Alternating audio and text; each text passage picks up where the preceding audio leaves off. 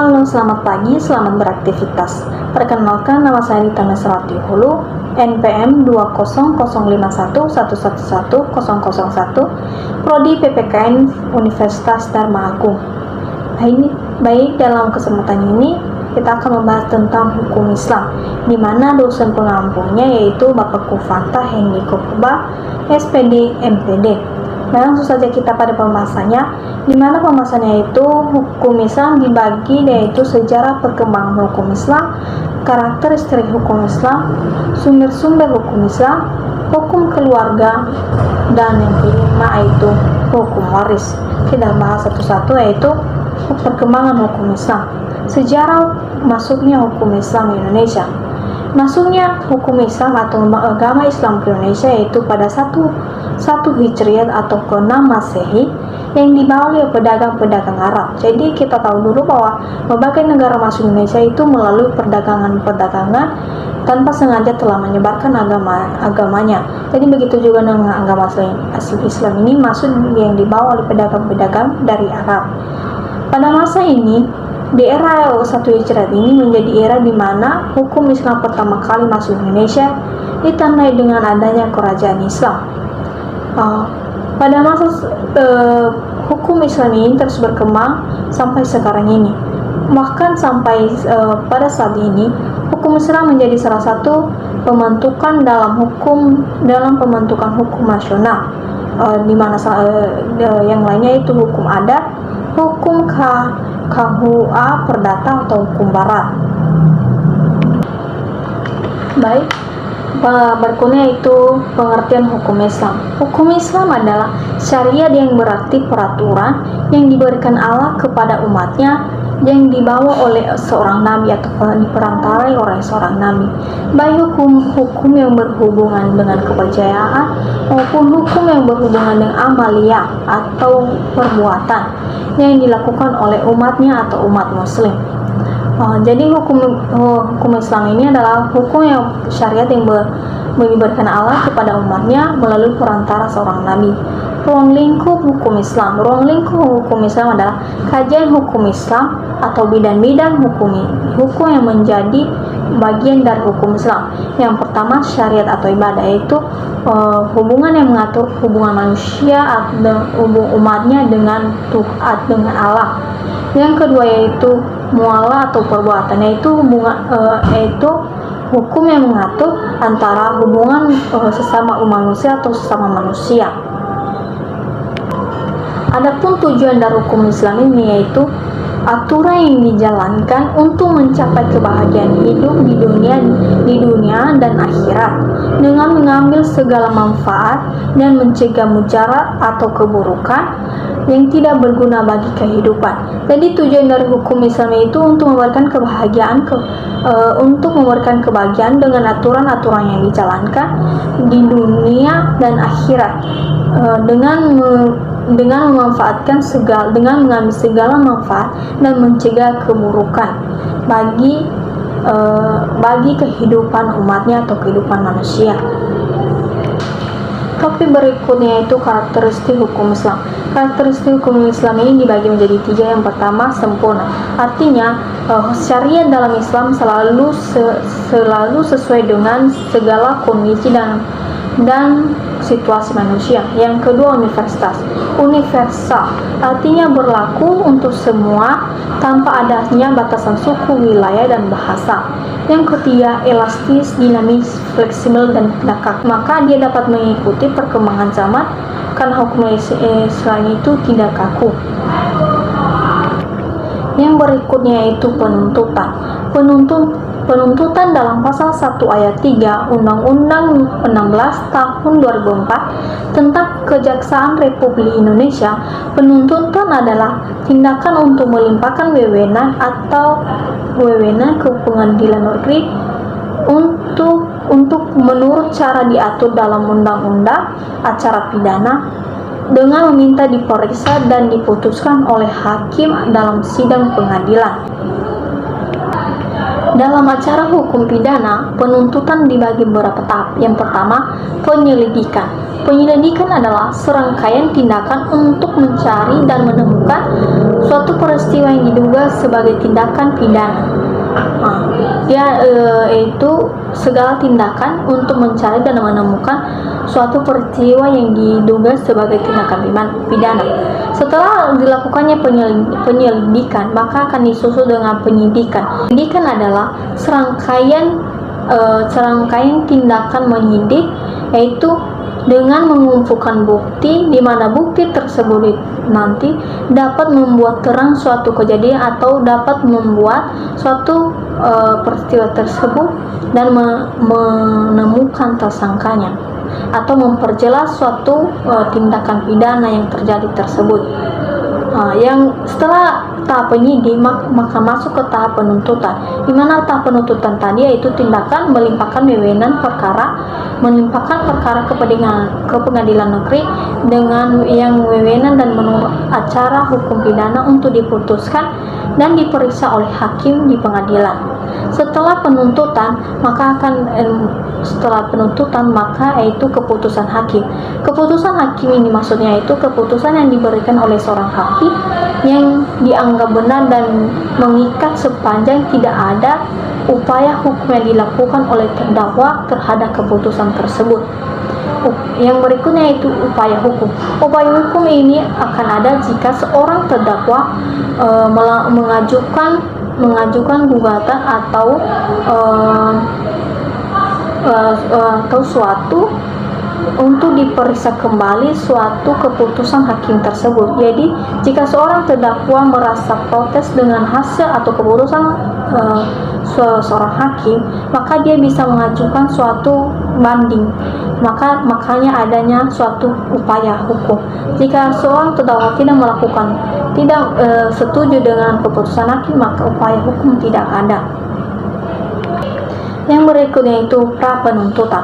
Pra penuntutan adalah tindakan jaksa untuk memantau dan menyelidiki setelah menerima pemberitahuannya dimulai penyidik dan penyelidikan, mempelajari dan meneliti kelengkapan berkas hasil perkara penyidikan yang diserahkan kepada penyidik serta memberi petunjuk apakah berkas tersebut dapat dilimpahkan atau ke tahap penuntutan. Jadi pra penuntutan ini ada sebelum adanya penuntutan. Yang berikutnya yaitu macam-macam surat dakwaan. Surat dakwaan dibagi menjadi 5. Yang pertama surat dakwaan tunggal.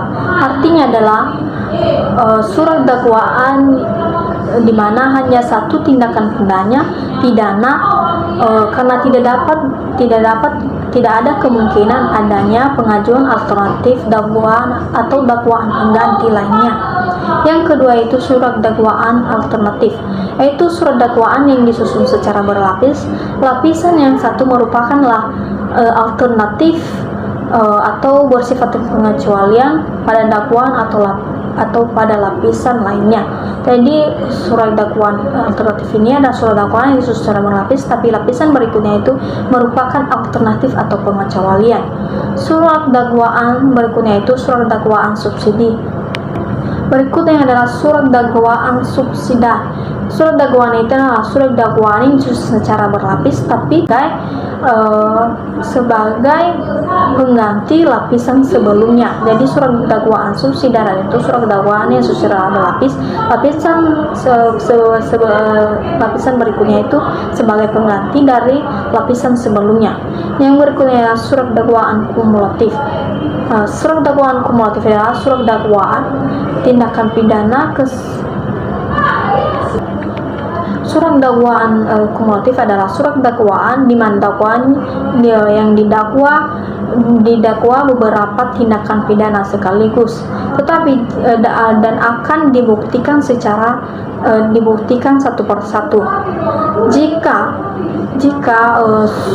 dakwaan tersebut tidak benar, maka seorang terdakwa akan dibebaskan dari tuntutan dan dinyatakan secara tegas akan dibebaskan. Yang berikutnya itu surat dakwaan kombinasi. Surat dakwaan kombinasinya adalah surat dakwaan dari gabungan dari kumulatif, alternatif, dan subsidiar. Yang berikutnya yaitu sumber-sumber hukum Islam. Yang pertama Al-Quran. Pasti kita tahu yaitu Al-Quran adalah kalam Allah yang diberikan kepada umatnya, itu perintah-perintah Allah yang diberikan kepada umatnya melalui perantara Nabi Muhammad SWT. Al-Quran juga merupakan hujat atau argumen kuat bagi Nabi Muhammad dalam menyampaikan risalah, kerasulan, dan pedoman hidup bagi manusia serta hukum-hukum yang wajib dilaksanakan. Yang kedua yaitu hadis. Hadis adalah hukum hadis sebagai penguat, sebagai pemberi keterangan, sebagai pentangkis keumuman, dan membuat hukum baru yang ketentuannya tidak ada dalam Al-Quran. Yang berikutnya adalah ijma. Ijma adalah kesepakatan para mutakhir baik melalui pendapat maupun perbuatan terhadap hukum masalah tertentu. Jadi ijma ini adalah kesepakatan yang dibuat oleh para mutakhir atau nabi setelah Nabi Muhammad SWT. Jadi kesepakatan yang dibuat oleh para nabi atau para ulama setelah Nabi Muhammad SWT. Yang berikutnya adalah kias. Sumber hukum kias yaitu sebagai pendengar di mana jika suatu masalah tidak ada solusinya dalam Al-Quran, hadis atau ijma, maka bisa dicari dalam kias. Itulah sumber-sumber dalam hukum Islam. Yang berikutnya yaitu hukum keluarga. Hukum keluarga dibagi menjadi dua, yaitu hukum perkawinan Islam dan hukum perceraian Islam. Dan yang pertama itu hukum perkawinan Islam. Hukum perkawinan dalam Islam adalah akad yang sangat misalkan salizan untuk menaati perintah Allah, yang melakukannya adalah ibadah. Dalam hukum Islam ini ada 5 hukum nikah dalam Islam. Yang pertama wajib, artinya jika seseorang telah mampu menikah, membangun rumah tangga atau menikah baik fisik, mental, dan finansial. Sunnah, nikah bisa disunahkan, artinya hukum tersebut berlaku bagi seseorang yang sudah mampu menikah tapi tidak mampu menafkahi istrinya secara finansial. Yang berikutnya yaitu makruh. Hukum nikah makruh apabila seseorang yang berniat menikah tapi tidak memiliki anak.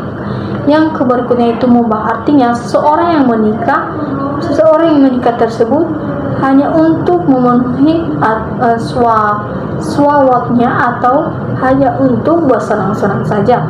Yang berikutnya itu haram. Nikah bisa haram jika seseorang yang menikah itu tidak bisa menafkahi istrinya secara lahir batin.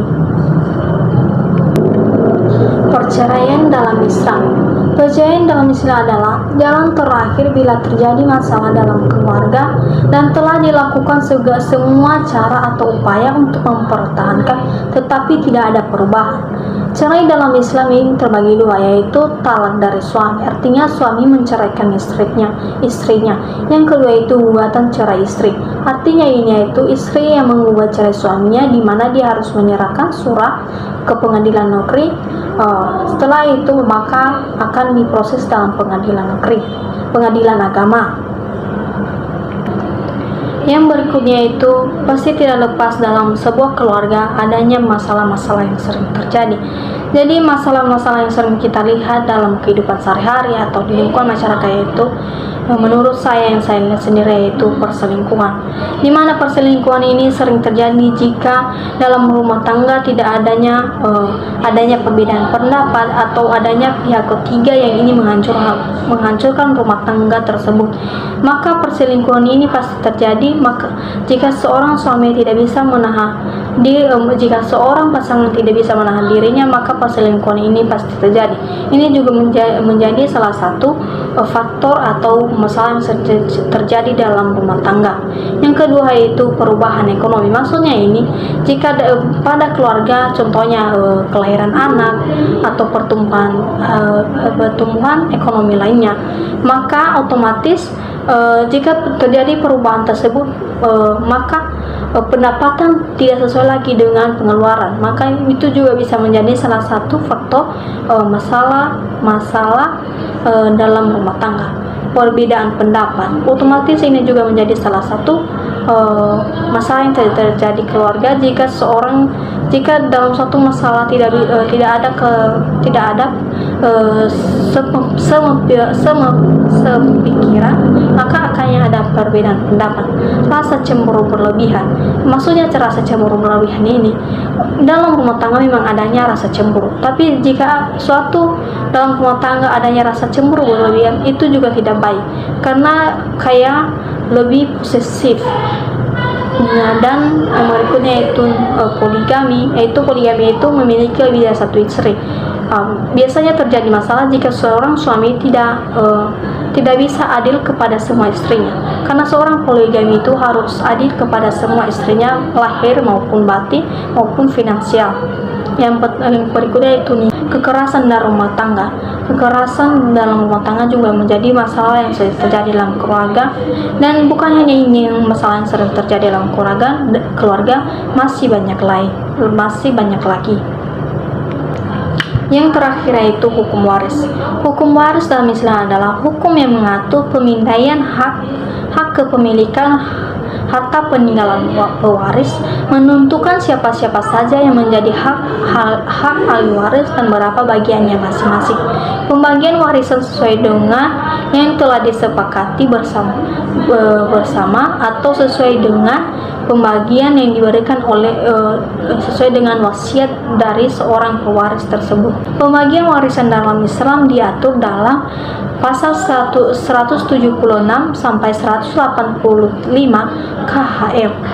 Jadi begitulah pembahasan kita mengenai hukum Islam ini. Dimulai dari tadi sejarah perkembangan, karakteristik, sumber-sumber hukum Islam, hukum keluarga, dan hukum waris. Sekian dari pembahasan kita. Jika ada kesalahan dalam penyampaian saya mohon maaf. Terima kasih.